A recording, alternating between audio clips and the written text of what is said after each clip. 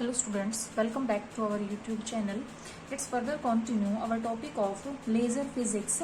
In the previous video, we are discussing about anti-YAG laser, that is neodymium yttrium aluminium garnet laser. So in the previous video, we have discussed about the introduction part and the construction of the anti-YAG laser. So in this video, we are going to study about the energy levels, and after that we are discussing about the working of anti-YAG laser. ठीक है, तो आज जो हमारा topic रहेगा वो क्या रहेगा, anti-YAG लेजर के आपके एनर्जी लेवल डायग्राम और उसके बाद उसकी वर्किंग. ठीक है, उसके बाद एक वीडियो छोटी सी और बनेगी और फिर आपकी anti-YAG लेजर कंप्लीट है. ठीक है, तो पहले हम बात करते हैं किसकी, रिलीवेंट एनर्जी लेवल डायग्राम. क्या किसकी बात करते हैं हम, एनर्जी लेवल्स की बात करते हैं. ठीक है, कि एनर्जी लेवल कैसे क्या आएंगे. ठीक है भाई, तो देखो जो आपका जो एनर्जी लेवल है किसकी बात कर रहे हैं हम, anti-YAG लेजर. ठीक है, किसकी बात कर रहे हैं, anti-YAG लेजर की बात कर रहे हैं. ठीक है, तो देखो इसके अंदर सबसे पहले मैंने कहा था इसमें एक्टिव जो मीडियम है, एक्टिव मटेरियल, आपका एक्टिव मटेरियल क्या है, या जो लेजर एक्शन में काम करता है या जिसके एनर्जी लेवल डायग्राम बनते हैं वो क्या है आपका नियोडायमियम 3+. क्योंकि यूट्रियम 3+ आयंस की को क्या कर, इनकी जगह क्या कर देते हैं हम, डोप्ड कर देते हैं किसको, नियोडायमियम 3+ आयंस की डोपिंग की जाती है. ठीक है, तो इसका मतलब जो लेजर एक्शन में जो पार्टिसिपेट करेंगे वो किसके एनर्जी लेवल्स होंगे, आपके नियोडायमियम 3+ आयन के होंगे. ठीक है, तो इसके लिए हमें क्या पता होनी चाहिए, इसकी इलेक्ट्रॉनिक कॉन्फ़िगरेशन पता होनी चाहिए. तो उससे पहले एटॉमिक नंबर है ना, तो जो नियोडायमियम होता है उसका जो एटॉमिक नंबर है वो आपका क्या होता है, 60. ठीक है, तो अगर हमें इसकी इलेक्ट्रॉनिक कॉन्फ़िगरेशन लिखनी है, ठीक है, लेकिन हमें तो क्या करना है, नियोडायमियम 3+, करेंगे तो क्या हो जाएगा, 57 हो जाएगा भाई, है ना. नियोडायमियम की तो 60 है, लेकिन नियोडायमियम 3+ का क्या मतलब हो गया, 57. ठीक है, तो अब इसके लिए अगर आपको क्या पता होनी चाहिए, इलेक्ट्रॉनिक कॉन्फ़िगरेशन. मैं जस्ट समझा रही हूँ, बाद में लिखेंगे. ठीक है, वो क्या होता है, पहले हम लिख लेते हैं क्रिप्टॉन. क्रिप्टॉन का होता है 36. ठीक है, फिर उसके बाद 4d10 5s2, ये तो आपने केमिस्ट्री में बहुत पढ़ी होंगी. ठीक है, उसके बाद 5p6, फिर उसके बाद आपका 4f4 5d0 और 6s2. ये मैंने किसकी लिखी है, नियोडायमियम की, दैट इज 60. क्योंकि देखो 36 और 10 46, 48 और 6 कितने हो गए, 54, 58 और 60. ठीक है, अगर हमें किसकी लिखनी है, नियोडायमियम 3+ की लिखनी है तो दो इलेक्ट्रॉन दो यहाँ से जाएंगे और एक यहाँ से, तो लास्ट के क्या होगा, 4f3 में होगा. ठीक है, तो नियोडायमियम 3+ मतलब anti-YAG लेजर में जो एनर्जी लेवल्स होती हैं,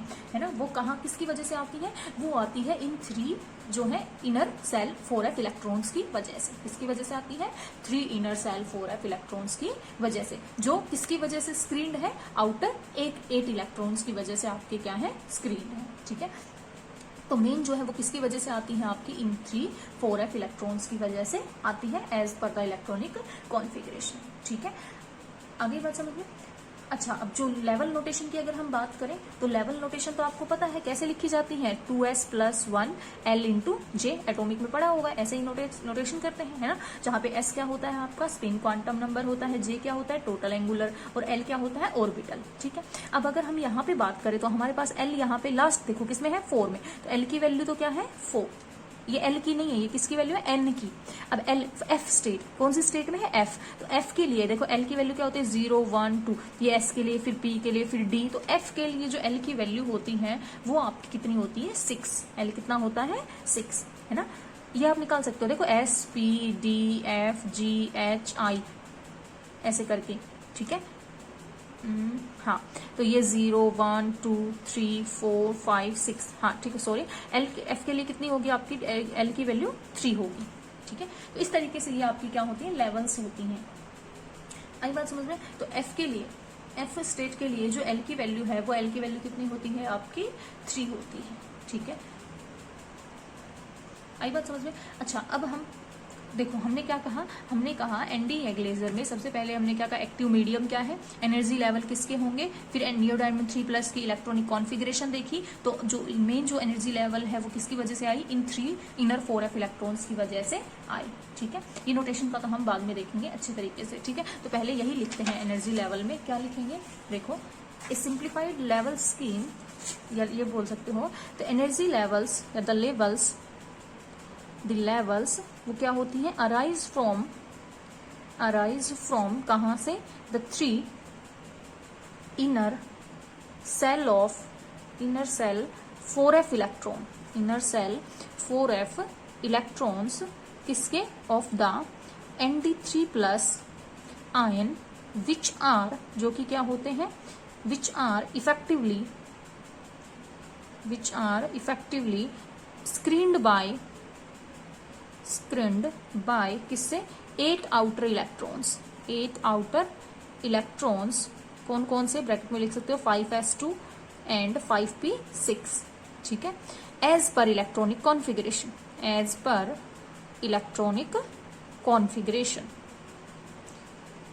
क्या है आपकी electronic configuration, as per electronic configuration of neodymium, bracket में डालो 60 एटॉमिक नंबर होता है, ठीक है, दैट इज क्रिप्टोन 36, उसके बाद क्या लिखोगे 4d10, 5s2, 5p6, उसके बाद 4f4, 5d0 और 6s2, ये तो मैंने किसके लिखे, नियोडायमियम, 3 प्लस करोगे तो 2 यहाँ से और 1 यहाँ से, 3 वही इलेक्ट्रॉन बचेंगे, ठीक है, आ गई बात समझ में, ठीक है। उसके बाद क्या लिखोगे, लेवल नोटेशन जो होती हैं वो आपकी किस में होती हैं, इज इन द फॉर्म, किस फॉर्म में होती है, 2s + 1 l × j, ठीक है, इस फॉर्म में होती है, वेयर, जहां पे क्या होती है आपकी, s क्या होता है, total spin quantum number, j क्या है, total angular quantum number, and l क्या होता है, l is the orbital quantum number, ठीक है, आ गई बात समझ में, ठीक है। अच्छा, जो अलाउड वैल्यू है l की वो क्या होती है आपकी, l = 0, 1, 2, 3, है ना, इसके कोरेस्पोंडेंस क्या आते हैं आपके, s, p, d, f, g। अब आपका क्या है, आप क्या करोगे, मैंने ये इलेक्ट्रॉनिक कॉन्फ़िगरेशन लिख दिया है, ठीक है, इसके अकॉर्डिंग मैं क्या कह रही हूँ, मैं आपको बता रही थी जो 4i9/2 है वो क्या होगी, ग्राउंड स्टेट होगी, तो आपको ये बताना है ये ग्राउंड स्टेट कैसे होगी, ठीक है, क्योंकि ये ग्राउंड स्टेट होने का क्या मतलब है, 2s + 1 की वैल्यू क्या है, 4 है ना, l की वैल्यू क्या है, 6 है, और j की वैल्यू क्या होती है आपकी, l + s या l - s, ठीक है, तो यहाँ पे ये आपको बताना है कि 4i9/2 की ग्राउंड स्टेट क्यों हुई, ये आपका काम है, ठीक है। अब ये तो ग्राउंड स्टेट है, ठीक है, इसके साथ साथ क्या होती है आपकी, हर एनर्जी लेवल डीजनरेट होती है, कितनी फोल्ड डीजनरेसी होती है उनमें, 2j + 1 फोल्ड डीजनरेसी होती है, ठीक है, कितनी डीजनरेसी होती है आपकी, 2j + 1, corresponding quantum number mj की वैल्यू -j से +j में, ठीक है, आगे बात समझ में।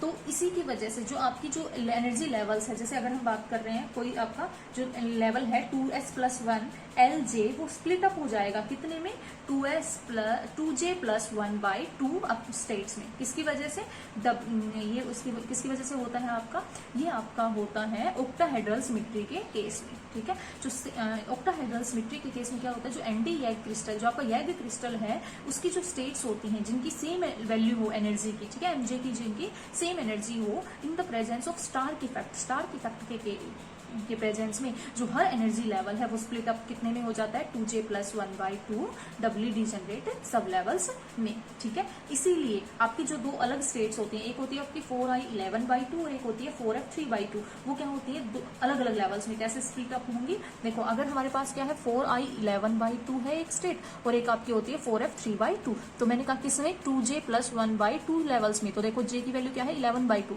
2 × 11/2 + 1/2, तो 2 से 2 कैंसिल, 11 + 1 12/2, तो दैट इज मतलब ये जो लेवल होगी कितने में स्प्लिट अप हो जाएगी, 6 में। सेम ऐसे इसका निकालोगे तो ये कितने में स्प्लिट अप हो जाती है, 2 में स्प्लिट अप हो जाती है, ठीक है।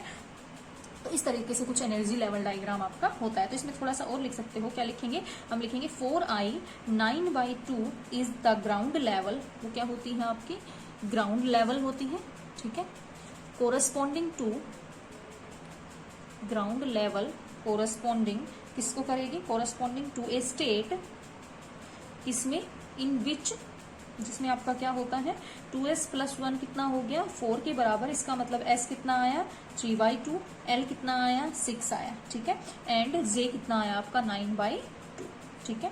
फिर क्या लिखोगे, ईच लेवल इज क्या होती है आपकी 2j + 1 फोल्ड डीजनरेट होती है, ठीक है। ठीक है, किसके corresponding to the quantum number mj running from कहां से -j टू +j, ठीक है। उसके बाद क्या लिखोगे, in the field of octahedral या इन द ऑक्टाहेड्रल सिमिट्री, वहां पे क्या होता है, ऑफ यैग क्रिस्टल फील्ड, इसमें क्या होता है, स्टेट्स विद सेम वैल्यू